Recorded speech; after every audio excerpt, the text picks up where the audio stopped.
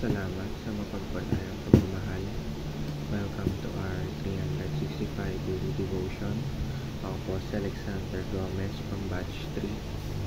At ang topic po na tatalakayin natin ngayon ay Vision Shapes Out Identity. Ngayon po ang ating pag-aaralan ay tungkol sa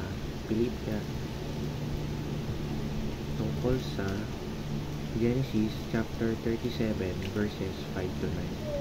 At buksan po natin ang ating puso't isip sa magandang salita ng Diyos. Sinasabi dito na Joseph had a dream, and when he told it to his brothers, they hated him all the more. He said to them, "Listen to this dream I had.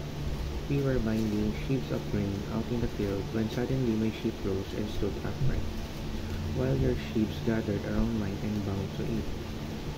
His brother said to him, "Do you intend to reign over us? Will you actually rule us?"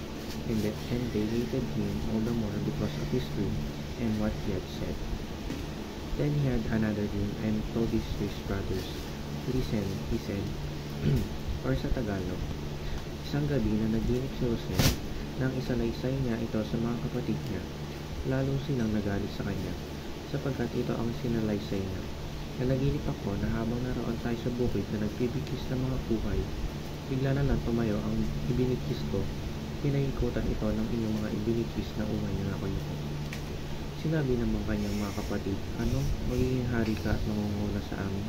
Kaya lalo pa sila nagalit kay Jose. Sinasabi, Teaching number 1. Vision give us dreams. Ang vision ang nagsasabi sa atin ano ang ating hinaharap o ano ang nakikita natin sa sarili natin in the future. Kaya dito natin nakikita ano ba ang gusto nating maging. Binibigyan tayo nito ng malinaw na pangarap. Teaching number 2. Vision shapes our identity. Nahuhulma nito ang ating pagkatao dahil ang lahat ng gagawin natin ay nagiging according na sa vision natin. Teaching number 3. Vision carries us through.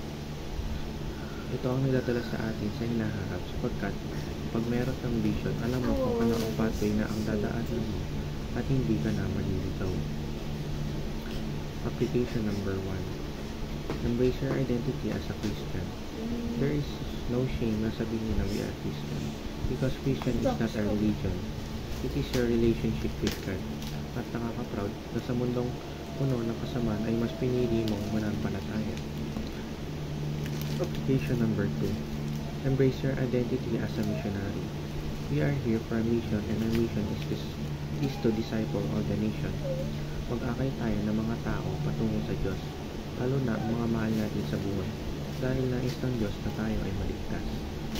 Application number 3. Embrace your identity as a conqueror. We are conqueror of sins and evil, at lahat yan ay nalampasan natin dahil sa Diyos. Maging proud tayo sa pagbabago at sa ginawa at patuloy sa ginagawa ng Diyos sa buhay natin. Yun lamang po ang aking devotions. Maraming salamat.